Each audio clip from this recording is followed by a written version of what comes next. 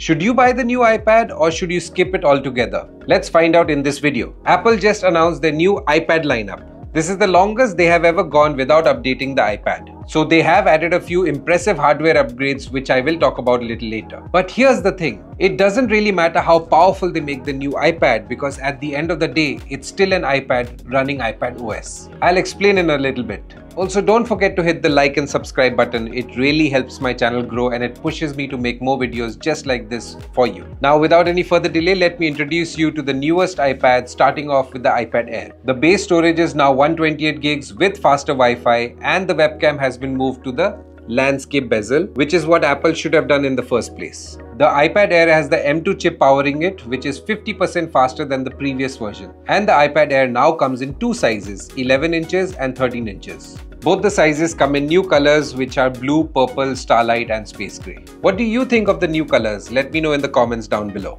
The base prices are $599 for the 11 inches and $799 for the 13 inches. Now the iPad Pros have got a significant spec bump as this is their Pro lineup and they have to really push the limits over here and show their absolute best stuff. If we ignore the iPad OS for a second, these new iPad Pros are absolute beasts. The new 11-inch and 13-inch iPad Pros are the thinnest Apple devices ever made.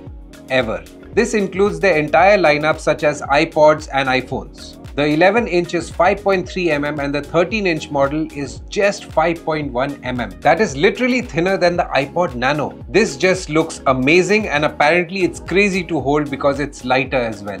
So now the iPad Air is heavier than the iPad Pro? Confused much? I just have to raise a question here. Why would they make the iPad thinner? I have the previous iPad Pro and that itself was thin enough. But making it thinner, I feel it could bend easier. We'll just have to wait and see. The iPad Pro gets the brand new M4 chip. And this is the only device that has this chip, giving it even more ridiculous power. It has a 3nm chip with 50% more power than the M2 and the GPU is also 4 times faster. It also gets better cooling and several other improvements. Interestingly, Apple says that this chip has the same performance output as the M2 with half the power usage. Does this mean the battery life is going to be better? Hold on. Despite the impressive thinness of this device, Apple basically claims the same battery life as the previous iPad model. So I have to assume that Apple reduced the battery size due to the impressive efficiency of the M4 chip. Why didn't Apple just keep the thickness of the iPad the same as last generation and give us much better battery life? Smaller battery equals to lesser spend by Apple equals to higher profits? The display is where things get interesting. Both sizes of the iPad Pros now have OLED screens and that's fantastic.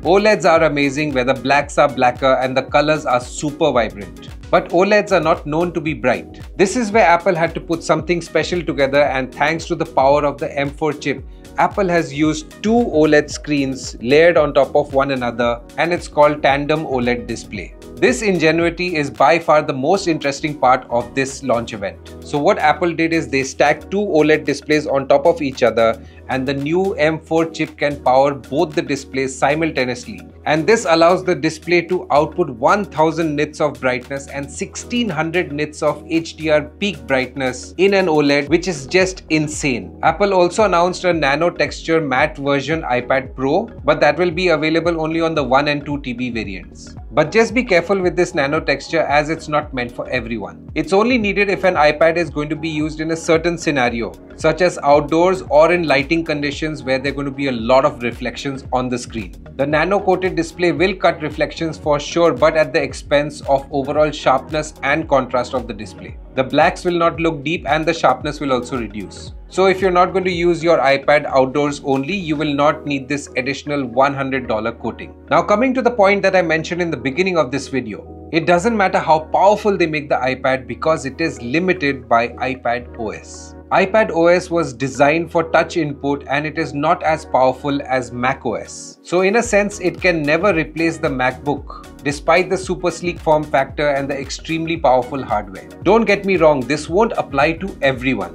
If you're someone who uses the MacBook just for checking your emails or reports, then definitely the iPad can replace your MacBook. But if you're someone who edits a lot of photos, videos, does 3D rendering, coding, and other heavy tasks, the iPad will fall short because of iPad OS. Let me know in the comments down below if you think I'm wrong here. I would love to exchange ideas and experiences. Now, does it make sense for you to upgrade or buy the new iPad or iPad Pro?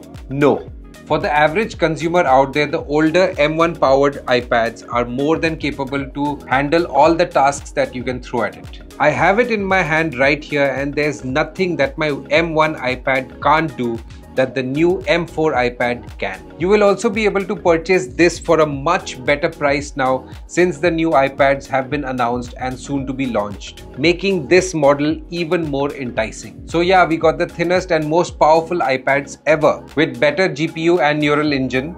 But the list of things that it can do is the same as my 2021 M1 iPad Pro. That's something to think about.